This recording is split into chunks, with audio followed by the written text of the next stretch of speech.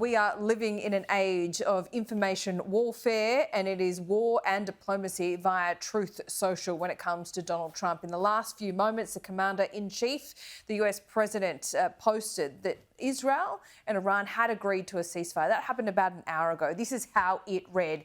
It was long. It said, "Congratulations to everyone. It's been fully agreed by Israel and Iran that there will be a complete and total ceasefire." It goes on and on to lay out a convoluted timeline. So the timeline is interesting indeed. If we bring it up on the screen now, it means that there would be a real countdown to the ceasefire. That would mean at around 2 p.m.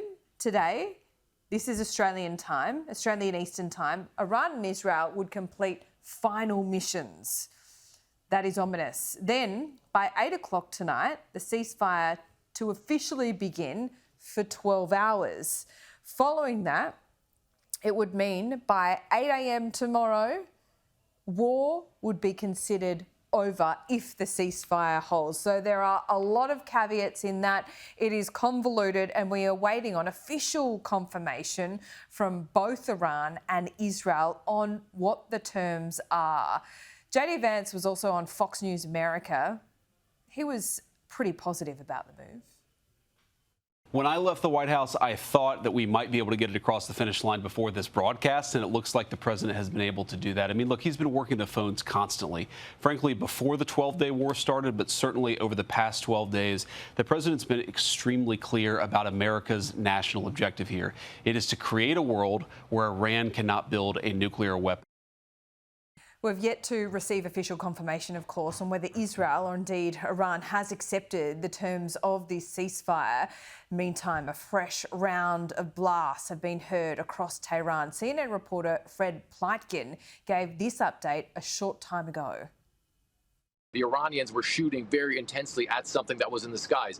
We also tonight, again, Anderson, heard planes flying over the location that we're in, and then some pretty loud explosions to a location south of us. So that certainly seemed to indicate that there were Israeli jets in the air and that they were making several passes at whatever they were trying to bomb here in the fairly central part of the city. The Israelis, of course, had issued evacuation orders for 2 districts here in Tehran, and that was actually also exactly where we saw that tracer fire into the air coming from as well, and where we heard those explosions also. And you alluded to the fact that it has already been a pretty intense day. There was one massive airstrike directly in the vicinity of where we are right now that really shook the buildings that we're in. We had to then take cover. When we emerged from our cover, the entire sky of the Iranian capital to the west of us was in thick black smoke. So that clearly a major strike that took place. Now, as far as that ceasefire is concerned, earlier, a senior Iranian official said that the Iranians had not gotten any sort of proposal about a ceasefire. They were not expecting one, they also said, and they were in fact saying that they were going to intensify their retaliatory strikes, of course, first and foremost, meaning against the Israelis for some of the airstrikes that we've been seeing here. We've not seen the situation quiet down since then, but certainly as of right now, there's no indication that the Iranians are expecting that a ceasefire is going to happen soon. But one thing that we certainly are seeing is that in this night, the Israelis seem to be ramping up their aerial campaign. The Iranians obviously ramping up their defense that they're trying to mount of that aerial campaign. And of course, you had those strikes against the LUD base, which the Iranians earlier today, this was on state media, but this was also official channels as well. They called it robust and successful. And one of the things that was a key line that the Iranians were putting out is that they were saying that on that base, they fired exactly as many missiles there as the Americans dropped on Iranian nuclear installations. Of course, that could indicate that that was a tit-for-tat response. Yeah, so Fred Pleitgen, one of the only Western journalists in Tehran, so extraordinary access there and an extraordinary view of what is going on inside of Iran. Let's go to Tel Aviv now. Jonathan Conricus joins us. He's a former IDF spokesperson. I believe you're still there. Jonathan, it's very early there. I really appreciate it. What is the latest information you have from the ground there in Israel? Has Benjamin Netanyahu agreed to the terms of the ceasefire as Trump has laid them out? So good morning to you. As far as I'm aware, no, that has not yet happened. I think that the Israeli cabinet is deliberating exactly that topic as we're speaking, or they may have just concluded deliberating. And this is now an interesting time. That's politically, but militarily, I'll say a few things before that. We've had a relatively quiet night. The last time that we were in bomb shelters was several hours ago.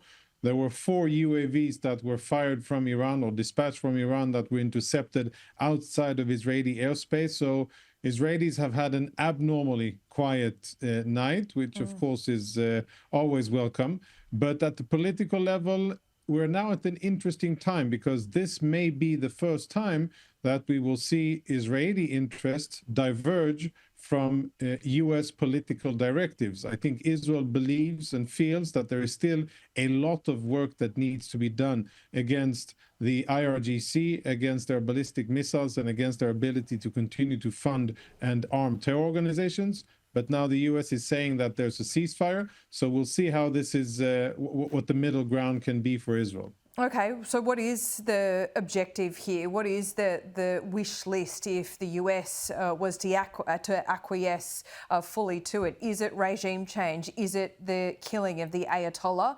What else is on that list? Yeah, I think, regime change has been spoken about a lot. It was never an official Israeli goal, and Israel hasn't really done things to put it into effect directly. But I think it is something of a hope that Israel will be able to live without an enemy country, with a regime that appears to be fixated and just consumed by hatred towards Israel and really hell-bent on Israel's destruction. So it is a big deal here. Yes, the nuclear infrastructure and the weapons program was number one and paramount, but I think Israel wants to achieve long-term change for the better. Sure. There's many things to say about so-called regime change. I think it's evident and very clear that it can only happen by the Iranian people. Maybe the regime can be weakened sufficiently in order for the Iranian people to do what's good for them in a way that they decide, not that anybody from the outside will decide. And maybe now, if there's a ceasefire, revolutions, they usually don't happen during war. They usually happen after war, when things settle down a bit, and then it becomes more dangerous for autocratic regimes to stay in power. We're seeing new explosions reported in Tehran. This is less than 4 hours after this ceasefire is set to begin. I'm not entirely sure how you phase in such a ceasefire. Obviously, Donald Trump has given both sides, or wanted to appear to give both sides, some breathing room to finish the mission, whatever that is. If these explosions are being seen in Tehran at the moment, let's assume that it is Israel still striking those military targets. After those 3 nuclear sites were hit, what would it be hitting now? Oh, there's an abundance of military targets that are valuable and good to strike from an Israeli perspective in Tehran. It could be IRGC command centers, it could be weapons facilities, it could be personnel, senior leadership or otherwise. I don't think that Israel is trying to eliminate Khamenei, but let's wait for the dust to settle and see. Maybe we'll be surprised. I don't think that that is what we're seeing. But, the regime still has many, many military assets, and that I assume is what Israel is striking.